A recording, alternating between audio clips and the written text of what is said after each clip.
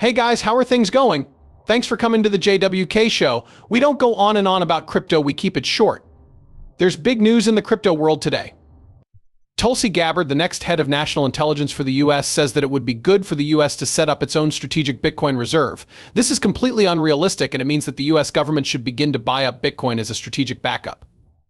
This means that every other country should do the same, with each country starting its own Bitcoin hoard and buying up all the Bitcoin that is available. So a lot of money is going to pour into crypto and Bitcoin from states, countries, and other groups around the world. This is absolutely huge. We could see what you meant when you talked about a Bitcoin strategic store. It's possible that the IMF will start an XRP strategic hoard.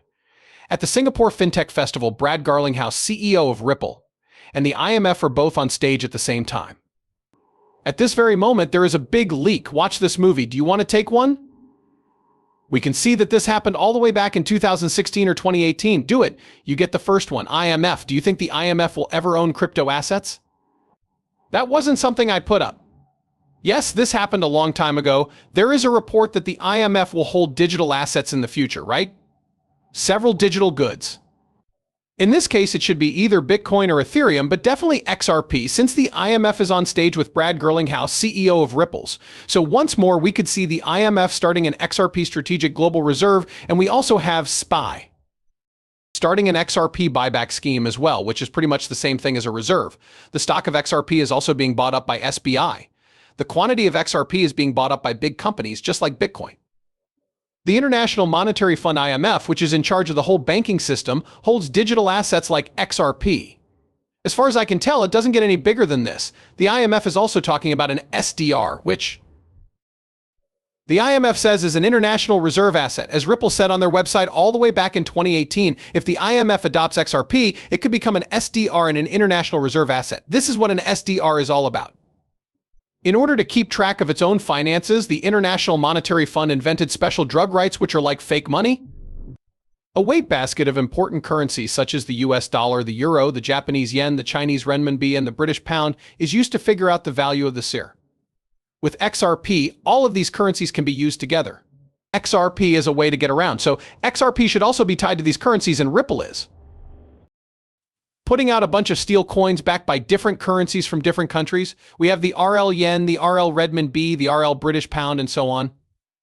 We have the SCR interest rate, which is used to figure out the interest rate that member countries pay when they borrow money from the IMF.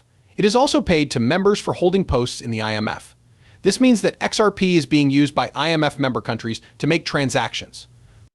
The quota amounts of each partner country determine how many SDRs that country gets. The higher the quota amounts, the more SDRs the country will get. So in the weight basket, if most of the basket is in USD, then most of the XRP will be held by Americans. These changes mean that countries will buy more XRP in order to hold on to as much of it as possible. Most of the time, stronger economies have bigger quotas. That means we need to go to China.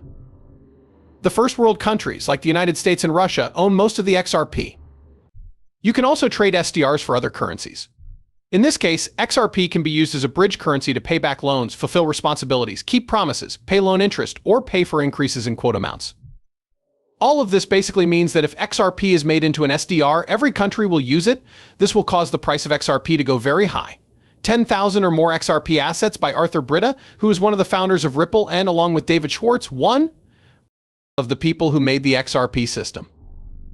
There are now more than 60 publicly traded companies that hold Bitcoin.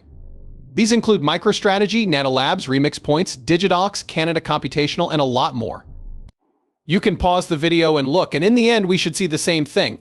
Companies that are sold on the stock market should also hold XRP. We are holding more than 591,000 Bitcoins in this case. There are a lot of Bitcoin there. On top of that, there should be a supply shock for both XRP and Bitcoin. The video is over now. Have a great time, and I'll see you in the next one.